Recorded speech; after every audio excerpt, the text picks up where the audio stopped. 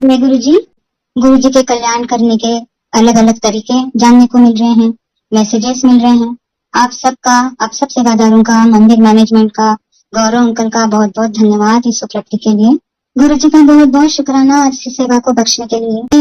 एक सन आंटी है ईरान के, उनके सत्संग का वीडियो भेजा। वो किसी और वजह से था, लेकिन वो जब मैंने सुना तो उन्होंने उसमें कहा था, एक पार्ट ये भी था कि जब उनको गुरुजी ने सत्संग करने के लिए कहा था टेलीपैथी के लिए, एंड शी डिक्लाइन, उनको माइग्रेन अटैक हो रहा था, बहुत सिर दर्द हो रहा था, तब गुरुजी ने उनको डांट कर कहा कि तुम्हारी हीलिंग है इसमें, जब तुम सत्संग शेयर करोगी तो तुम्हारी हीलिंग उसकी की ब्लेसिंग मैं तुमको दे रहा हूँ। और फिर जब उन्होंने सत्संग शेयर किया तो उनका माइग्रेन पूरी तरह से गायब हो गया।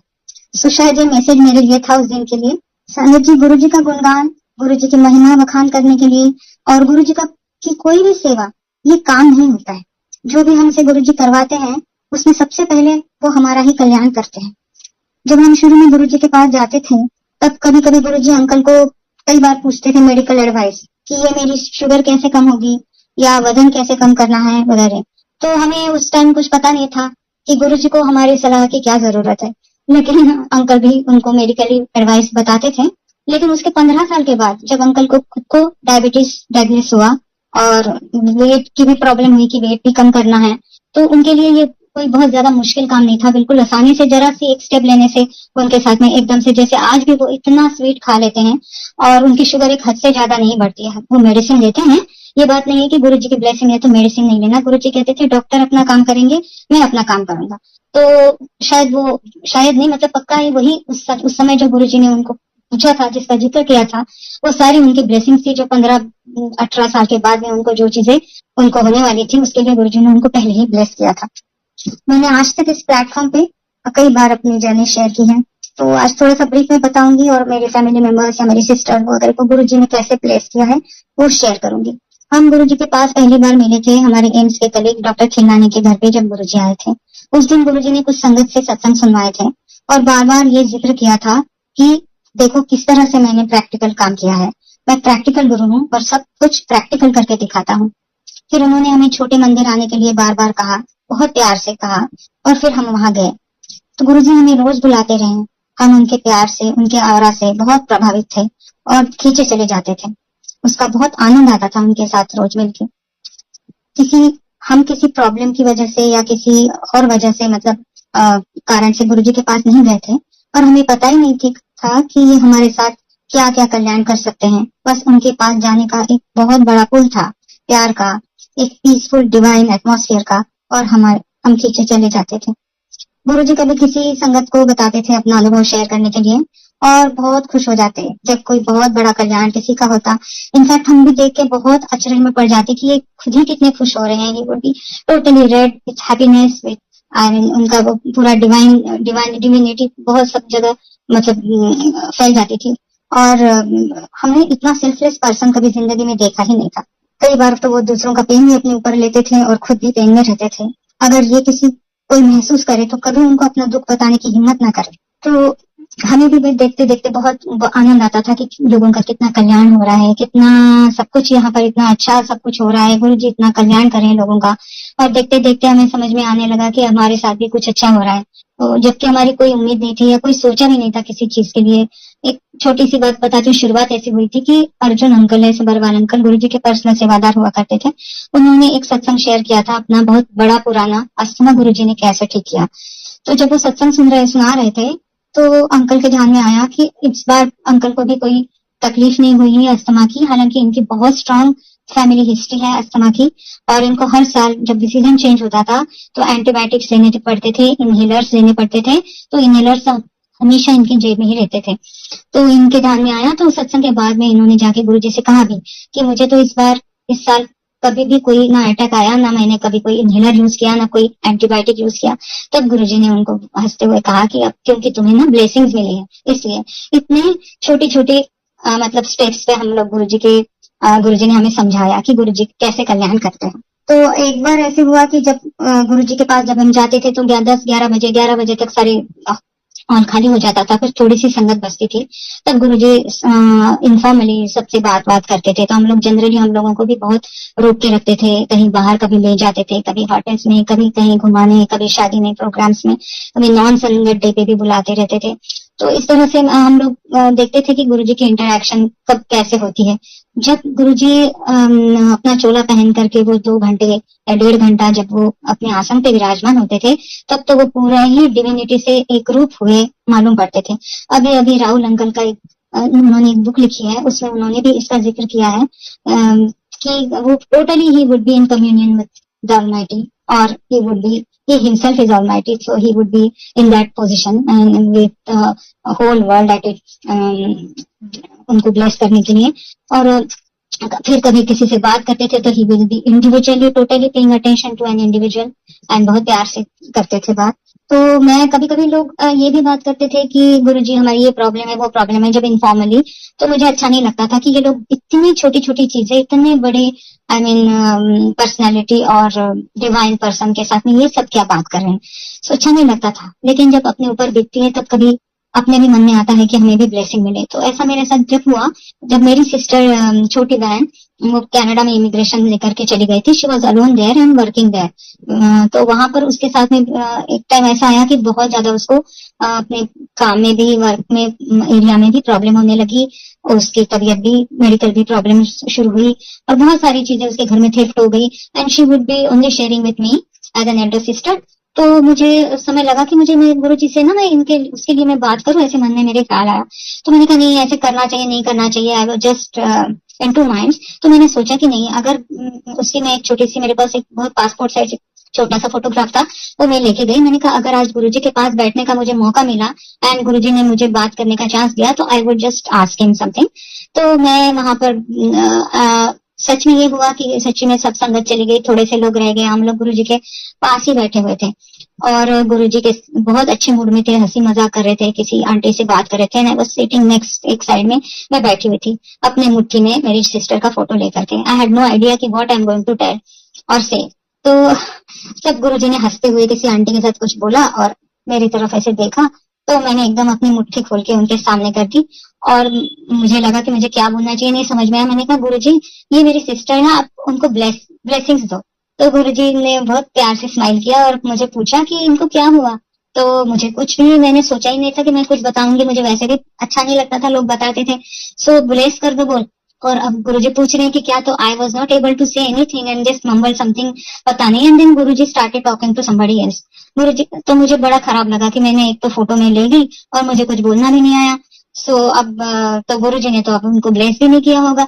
सो आई टोल्ड मैं अंकल को घर में आके मैंने कहा कि मैं तो गलती करी, एक तो फोटो ले गई, ऊपर से मैंने कुछ बोला भी नहीं। तो अंकल ने कहा कोई बात नहीं, मैं कल पर अगर कुछ तुमको इतना लगता है तो हम कल बात कर लेंगे, परसों बात कर लेंगे, व्हेनेवर विल गेट टाइम।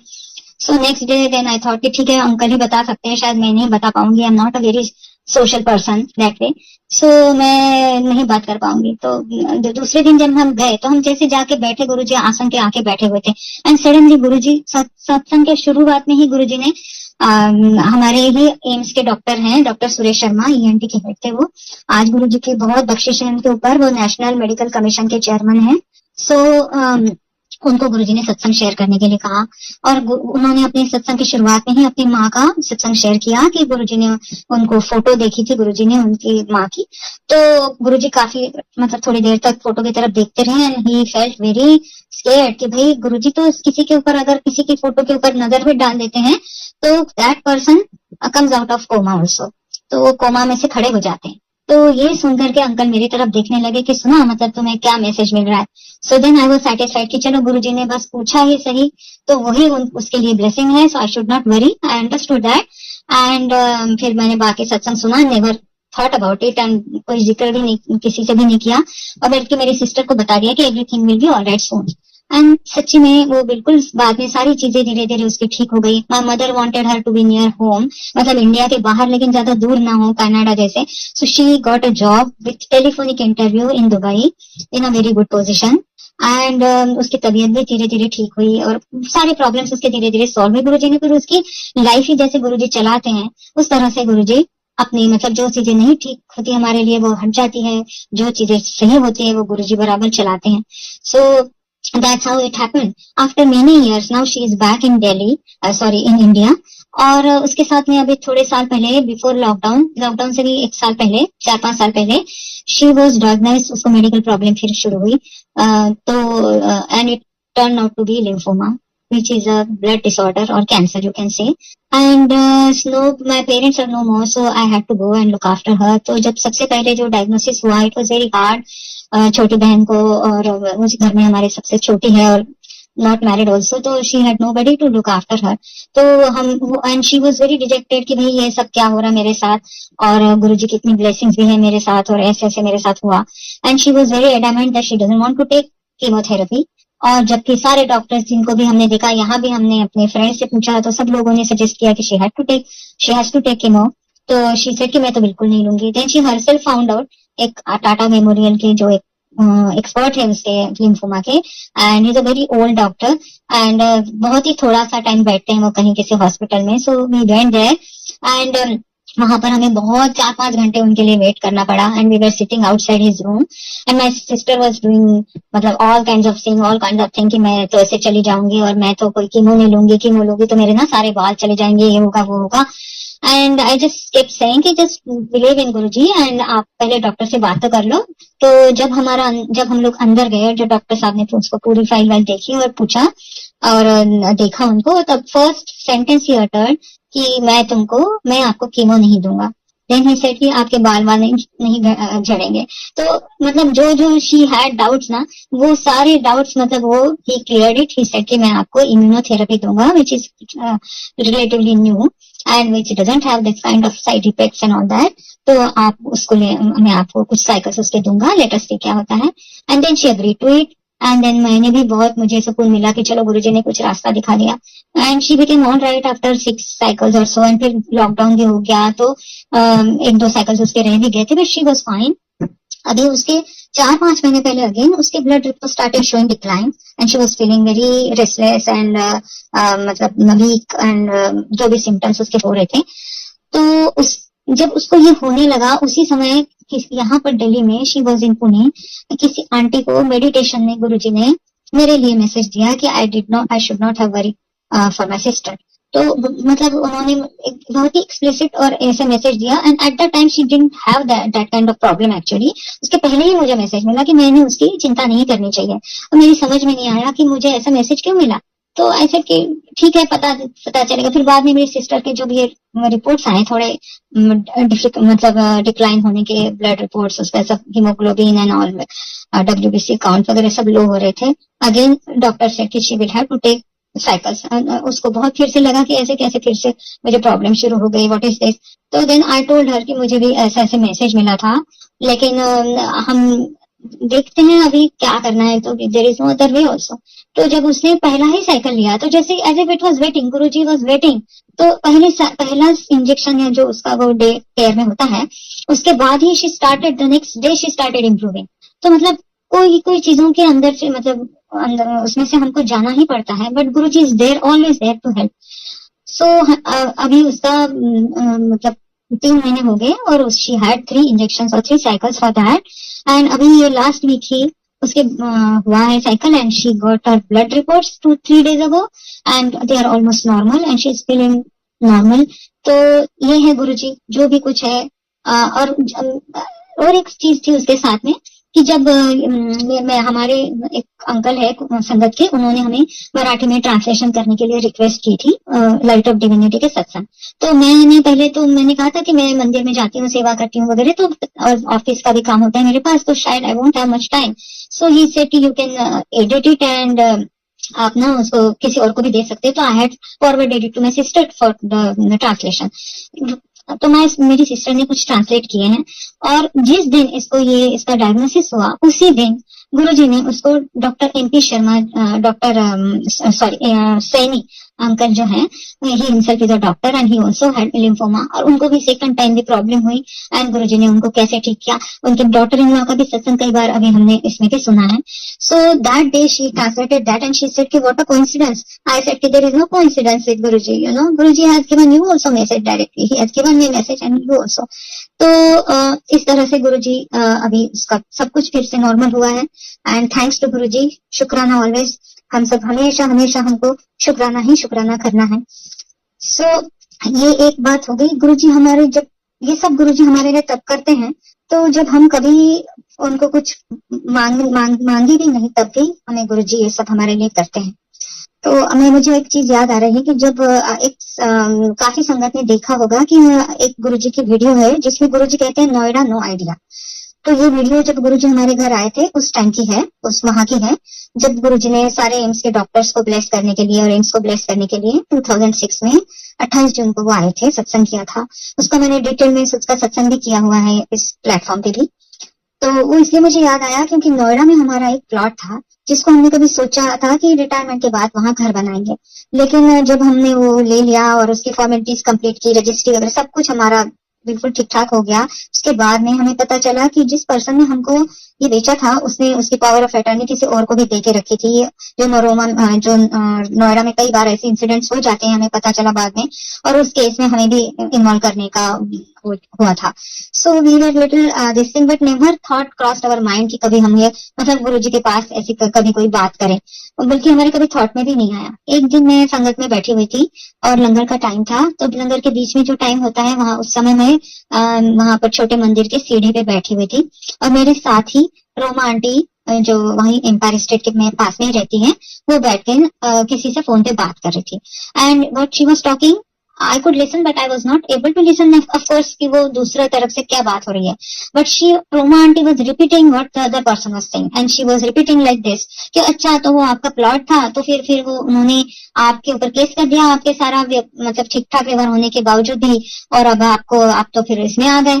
सो इस तरह से वो बात कर रही थी, exactly our situation she was describing. And when she finished, I just smiled at her and I just said कि we are also having this kind of problem. तो she said कि भाई हाँ गुरुजी को बोल दो, गुरुजी को ज्यादा कुछ बताने की जरूरत नहीं, इफ यू जस्ट से कि आपकी कोई प्रॉब्लम हो गई है नोएडा में तो ही विल एक चुटकी में गुरुजी आपको बता देंगे क्या करना है। So I just smile and never said anything. घर में आके मैंने अंकल को जो बताया था, he got angry, he said कि इस तरह की बातें करते हैं वहां पर मंदिर में, definitely we are not going to say anything to him. ठीक है, ये हमारी बात हो गई। उसके 2-3 हफ्ते के बाद में एक बार रात को बहुत लेट नाइट हम लोग बैठे हुए थे मंदिर में और गुरुजी वाज लाइंग और कुछ लोग गुरुजी की सेवा कर रहे थे। देन गुरुजी कॉल्ड अस, हम लोग किसी और के साथ सत्संग शेयर हो रहा था, वहां सुन रहे थे। तो देन गुरुजी कॉल्ड अस, तो संगत बुलाने आए कि आपको गुरुजी बुला रहे। तो हम लोग जब गए तो गुरुजी की आंखें बंद थी and he asked us to do सेवा, तो हम लोग दोनों सेवा करने लगे पैर की। सो देन गुरुजी आस्क्ड अंकल कि कुछ दिल्ली में घर वर लिया है आपने कुछ? he asked like this. So he said कि नहीं गुरुजी। then पता नहीं गुरुजी ने और कुछ पूछा एंड अंकल सेड कि हाँ हमने लिया तो था है, लेकिन there is a problem, there is something, मतलब उसमें वो ठीक नहीं है, something like that he said, I don't remember exact wording. तो गुरुजी कहते अच्छा भेज दो फिर उसको। सो हमने तो कुछ बोला नहीं उसके बाद, ना गुरुजी ने उसके बाद कोई जिक्र नहीं किया। जब किसी चीज में कोई प्रॉब्लम थी तो वो तो बेचने का भी बड़ा मुश्किल होता है, ये हमें पता चला बाद में। वी वर नॉट मतलब used to all this kind of things. तो उसके बाद गुरुजी की महासमाधि हुई, कितने साल बीत गए। व्हेन अंकल रिटायर्ड, तो उस समय मैं मंदिर में एक बार दिन सेवा कर रही थी, तो एक आंटी मुझे, हम लोग 11-11:30 बजे अपना काम खत्म करके जा रहे थे, तो aunty stop me and she said कि aunty I want to share a satsang. I said कि नो मे बी टुमारो। तो शी सेड नहीं बस छोटा सा मैं बता रही हूँ आपको। एंड देन शी शेयर कि हाउ शी वाज कोई उनकी केस थी, कोर्ट केस एंड किसी घर के बारे में, एंड उसको इतनी परेशानी हो रही थी, बट अभी उसने अपना वकील बदला तो उसको पता चला कि कोई सीनियर सिटीजन हो जाते हैं तो उनके लिए कोई ऐसी सहूलियत होती है कि वो कोई केसेस पेंडिंग है तो within a month they have to expedite उसको करके खत्म करना होता है। तो ये उनको रूल पता नहीं था, पता चला तो उन्होंने किया तो उनका सारा काम हो गया। ऐसे गुरुजी राह दिखाते हैं। एंड देन आई रियलाइज कि ये तो हमारे लिए मैसेज है। When I came back I told my family, और हमने भी एग्जैक्टली वही किया। एंड एग्जैक्टली उस तरह से हम उन्होंने जज ने केस के लिए लोगों को बुलाया, जो आए जिन्होंने कोई झूठा केस डाला था या क्या था पता नहीं। Nobody came, even that person जिसके ऊपर केस डाला था वो भी कभी आया नहीं था 15 साल में। तो बस ऐसे ही लटक रहा था हमारा, और फिर वो भी सारा क्लियर हो गया 1 महीने के अंदर, सारा डिसमिस होके then we were able to sell that plot. तो वो भी कैसे हुआ कि जब ये लॉकडाउन हुआ, और लॉकडाउन के बाद में मतलब कोविड पीरियड चल ही रहा था, और श्राद्ध जब आए अक्टूबर में, तो उस time somebody came on its own and they offered us and they wanted to buy because we didn't have time to look for any buyer or anything। तो गुरुजी ने अपने आप ही भेज दिया। वो भी कभी कोई इमेजिन ना करे कि लॉकडाउन के जो 15 साल में नहीं बिका, वो लॉकडाउन के पीरियड में, कोविड के टाइम में, श्राद्ध के दिनों में कोई खरीदने भी आए और हमें कहीं जाना ना पड़े। ऊपर से वो लोग गुरुजी के न्यू फॉलोअर थे and they were very happy कि हम लोगों के साथ उनका व्यवहार हो रहा है। तो मैंने उनको पूछा भी कि आप कैसे, हम लोग तो कोई ऐसी चीज मानते नहीं, लेकिन मैंने उनसे पूछा कि आप लोग नहीं मानते ये सब चीजें, तो आप श्राद्ध में ये सब करने जा रहे हो? उन्होंने कहा नहीं नहीं, हम लोग कोई एक विंडो होती है, कुछ कौन सा दिन होता है, I don't understand that one, but somehow Guruji मैंने। तो वो भी एक मैसेज है कि हम लोग जब ये बोलते कि ये तो नवरात्र है, ये तो श्राद्ध है, इसमें ये करना होता है और इसमें ये नहीं करना होता है, तो ये सारे वहमों से गुरुजी हमें निकालने आए हैं। जो कल्याण करते हैं ना गुरुजी, तो किसी इंडिविजुअल का जब हमारे घर आए थे गुरुजी, तो individually he blessed so many people and collectively also he blessed AIIMS के, जैसे हमारे एम्स की ऑटोनॉमी उन्होंने रिस्टोर कराई। कितने सारे पॉलिसी डिसीजंस होते हैं। तो इन वन इंस्टेंस एक कल्याण एक टाइम का, एक जने का हमें नजर आता है, लेकिन उसके पीछे बहुत कल्याण करते हैं। ये अगर आप देखो तो सच्ची में ये सारे नजर आए मुझे, तो हमें तो बहुत अच्छी तरह से गुरुजी ने ये दिखा दिया। तो ये सब वहमों से गुरुजी ने हमें बाहर निकाला और हमेशा निकालते रहे। ये सब गुरुजी हमारे लिए तब भी करते हैं कि जब हम उनको कुछ कभी मांगते भी नहीं, एक्सपेक्ट भी नहीं करते। तो फिर इसका क्या पर्पस है? बहुत सारे कल्याण होते हैं जो हमें पता भी नहीं चलता। जैसे अब हम शुरू में जाते थे गुरुजी के पास, तो कई चीजें ऐसी हुई, मुझे बहुत ज्यादा हाइपर एसिडिटी की प्रॉब्लम हुआ करती थी और मुझे हर 3-4 महीने में एक बार 15 दिन का कोर्स लेना पड़ता था, जो भी एंटी उसके कोर्सेस हैं। तो उससे जब गुरुजी के पास जाने लगी तो ये मुझे पता ही नहीं चला कि कब मेरी ये प्रॉब्लम खत्म हो गई। उसके कई साल के बाद मुझे किसी आंटी ने ही, सेवादार आंटी ने ही पूछा कि मुझे एम्स के किसी गैस्ट्रोएंटरोलॉजिस्ट का कांटेक्ट चाहिए, और जब मैं अपने फोन में उनका कांटेक्ट ढूंढने लगी तो मुझे समझ में आया, उस समय याद आया कि कई साल तो मैंने उनको फोन ही नहीं किया, हालांकि मुझे all the time I used to call him and get treatment from him. तब मैंने रियलाइज किया कि जब मैं, कब से मुझे ये प्रॉब्लम नहीं हुआ, जब से मैं गुरुजी के पास आने लगी। तो ऐसी कई चीजें छोटी मोटी, तो ये चीजें खत्म हो जाती हैं, प्रॉब्लम्स सही हो जाते हैं, तो पता ही नहीं चलता। मेरी बेटी जब वहां पर यूएस में थी, जब हम गुरुजी के पास आते थे और हमें जाकर के रोज रात को स्काइप पे उसका दिन होता था, वो अपना कॉलेज खत्म करके आती थी, she was doing her undergrad, तो गुरुजी की बातें मैं करती रहती थी। और मैंने बताया हुआ भी है कि गुरुजी बड़े, एक बार ऐसे किसी ने कहा कि मेरे बेटे के बारे में कोई बात हो रही थी कि, तो गुरुजी ने कहा कि मैं इनकी बेटी को भी जानता हूँ, रोज अमेरिका में रहती है, बड़ी सयानी है और रोज ये जा करके कंप्यूटर में उसके साथ बातें करती है मेरे बारे में। सो आई वाज टेकन अबैक कि मैं जो भी बात कर रही हूँ वो गुरुजी को सब पता है मैं क्या बात कर रही हूँ। सो जब भी मेरी डॉटर को कभी कोई प्रॉब्लम होती थी तो कभी मुझे फोन करती थी, और जब मेरे से बात करते करेगी उसके बाद में, after she keeps the phone down, immediately कुछ ना कुछ होता था और उसकी वो प्रॉब्लम सॉल्व हो जाती थी। तो गुरुजी का ये फोन के जरिए या बातों के जरिए या ये सत्संग ही होता था जब मैं अपने बेटे के साथ शेयर करती थी ना, तो उसके जरिए उसका भी कैसे मतलब गुरुजी कल्याण करते थे, उसकी ब्लेसिंग वहां तक पहुंचते थे। एक बार उसको ऐसे ही बहुत ज्यादा एक फेलो स्टूडेंट्स के साथ में प्रॉब्लम हुई and she was very tolerant about this, but it didn't work. So one day she called me and she said, I have to tell my supervisor that this is not working out and I have to this thing. So I said, okay, ठीक है, आपको अगर ये ठीक लगता है तो आप बता दो, जरूर, कोई बात नहीं। तो as soon as I kept the phone down, my daughter went to the department, and this girl who was giving a lot of troubles and nuisance in the department, she came smilingly to my daughter and she said कि she has left the department because she has got some better opportunity somewhere, so she's leaving. तो इस तरह से मतलब ऐसे इतने instances है कि आप तो चुक ही नहीं सकते कि गुरुजी कैसे कैसे कल्याण करते हैं और हर चीज में वो आपका साथ दे रहे हैं। तो इसीलिए गुरुजी हमेशा कहते थे ना कि हर समय मेरे बारे में सोचो, मेरी बात करो, मुझे याद करो। तो क्यों कहते थे? क्या उनको बहुत याद कराने का शौक है? इसलिए कहते थे। उनको किसी की जरूरत नहीं है, किसी भी हम कुछ करने की जरूरत नहीं है। Himself is almighty, himself is the most powerful being in this world. तो वो ये सब चीज तो हमारे लिए ही कहते हैं, और ये हमें ये सारे जो कल्याण है हमें सिखाते भी हैं। हम टॉलरेंस सिखाते हैं, पेशेंस सिखाते हैं, एक्सेप्टेंस सिखाते हैं। जब हम कुछ मानते नहीं है तो जो हमारे लिए ठीक नहीं है वो नहीं होगा, जो हमारे लिए ठीक होगा उसका डायरेक्शन मिलेगा हमें।